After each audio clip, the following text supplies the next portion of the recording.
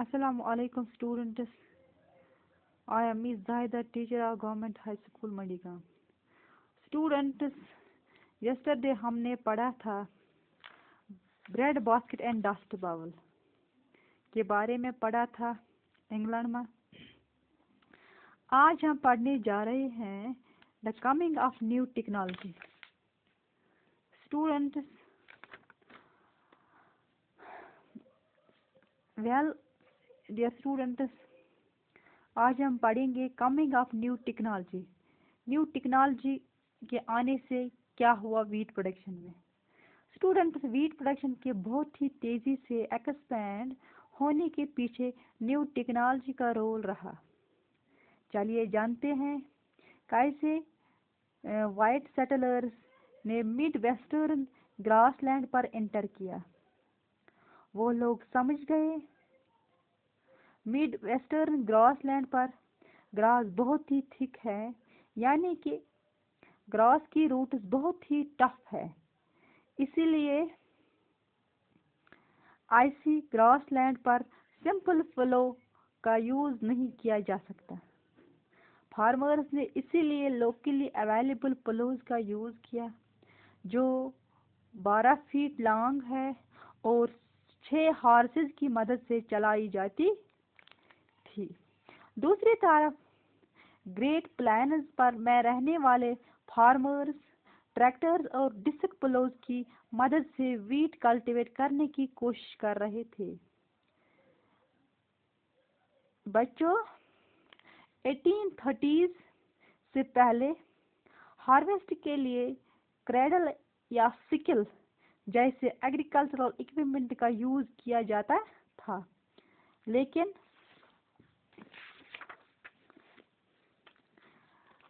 1831 में मैक्रोमाइक ने एक नया मैकेनिकल रीपर इन्वेंट किया जो एक दिन में इतना हार्वेस्ट कर सकता था जितना 5 लोग क्रेडल की मदद से और 16 लोग सिकल की मदद से करते थे। अगर अर्ली 20th सेंचुरी की बात करें तो फार्मर्स ने कंबाइंड हार्वेस्टर्स का यूज़ करना शुरू कर दिया था। कंबाइंड हार्वेस्टर्स की मदद से 2 वीक्स में करीब 500 एकर्स लैंड को हार्वेस्ट करना बहुत ही इजी था। जानते हैं स्टूडेंट्स, न्यू टेक्नोलॉजी का सबसे ज़्यादा फ़ायदा हुआ ग्रेट प्लेन्स में रहने वाले फार्मर्स को। न्यू टेक्नोलॉजी के कारण एक सीज़न में करीब 2000 से 4000 एकड़ लैंड को कल्टीवेट करना इजी हो गया। स्टूडेंट्स, हमने इंग्लैंड के केस में देखा कि कैसे मॉडर्न एग्रीकल्चर के आने से पुअर लोगों का सर्वाइव करना कितना मुश्किल हो गया। अब जब हमने यूएसए की बात करते हैं तो ये जानना बहुत ही ज़रूरी है कि एग्रीकल्चरल मशीन्स के आने से पुअर लोगों पर क्या असर पड़ा।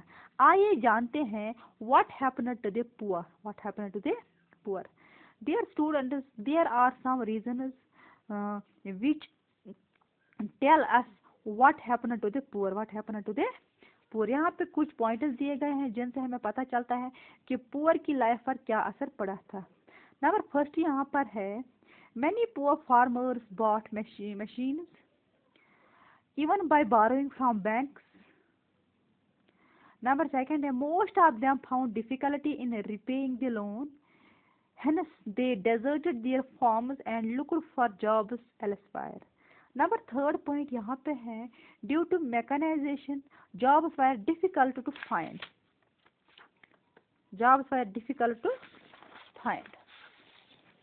Dear students, इन सभी रीजन्स के बाद स्टूडेंट्स हम ये कंक्लूड कर सकते हैं कि यूएसए के केस में भी पुअर पीपल की लाइफ बहुत ही ज़्यादा डिफ़िकल्ट हो गई। लेकिन जानते हैं 1920s में कुछ ऐसा हुआ कि सिचुएशन पूरी तरह से पलट गई। यूएसए में वीट प्राइसेस डिक्लाइन हो गई एक्सपोर्ट मार्केट्स कोलैप्स हो गए। अगर शॉर्ट में डिस्क्राइब करें तो यूएसए में agrarian depression the great agrarian depression की सिचुएशन आ गई। इस सिचुएशन के कारण वीट फार्मर्स डिस्ट्रॉय हो गए। इस ग्रेट एग्रेरियन डिप्रेशन की वजह से जो वीट फार्मर्स थे वो डिस्ट्रॉय हो गए, उनको वो तबाह हो गए। अब बात करते हैं कि आखिर डस्ट बाउल क्या है, डस्ट बाउल का क्या मतलब है। यहाँ पे एक और टॉपिक है जिसका नाम है डस्ट बाउल। जो डिप्रेशन आया था यहाँ पे, इससे क्या अराइज हुआ यहाँ पे, dust bowl. Now what does it mean, dust bowl का क्या मतलब है। स्टूडेंट्स, यूएसए में वीट प्रोडक्शन एक्सपेंड करने के कारण एनवायरनमेंट को बहुत ही ज़्यादा नुकसान हुआ। इन 1930s में यूएसए को डस्ट स्टॉर्म का सामना करना पड़ा। 1930 ईस्वी में जो यूएसए, इसको डस्ट स्टॉर्म का सामना करना पड़ा। जानते हैं इस डस्ट स्टॉर्म के कारण क्या क्या है। अब हम जानेंगे डस्ट स्टॉर्म कैसे हुआ और इसके क्या क्या रीजंस हैं। देखो बच्चों, यहाँ पे पॉइंट नंबर 1 है, USA saw many years of persistent drought। यहाँ पे क्या लगातार क्या रह गए, ड्रॉट, खुश्क साली। नंबर 2 पॉइंट यहाँ पे है, जो black blizzards destroyed the wheat fields। जो ब्लैक blizzards वहाँ पे थे, उन्होंने व्हीट फील्ड को डिस्ट्रॉय किया, हाउसेज एटसेट्रा। नंबर 3 पॉइंट है, thousands of cattle fishes died because of suffocation। वहाँ पे सफोकेशन हो रही थी, इससे भी वहाँ पे नुकसान हुआ था, वहाँ पे बहुत खुश्क साली हुई थी। नंबर 4 पे है, farm machineries were clogged with dust to an extent that they could not be repaired। जो मशीन है वो भी खराब हो गई, ऐसी हालत उनकी हो गई कि वो हम अब रिपेयर भी नहीं कर सकते हैं। इन सब के बाद ही फार्मर्स, अमेरिकन फार्मर्स ने रियलाइज किया, जो यूएस के फार्मर्स थे उन्होंने रियलाइज किया कि इकोसिस्टम को प्रोटेक्ट करना सबसे ज़्यादा ज़रूरी है। अब हमें एनवायरनमेंट को बचाना है, हमें इकोसिस्टम को बचाना है। इकोसिस्टम में जो भी बायोटिक एबायोटिक थिंग्स उनको हमें बचाना, उनको हमें प्रोटेक्ट करना है। इसी को हम यहाँ पे डस्ट बॉल, इस टॉपिक को हम यहाँ पे कंक्लूड करते हैं। इस टॉपिक के इतना ही है, यहाँ पे आज इतना ही पढ़ेंगे, कंक्लूड करते हैं। शुक्रिया।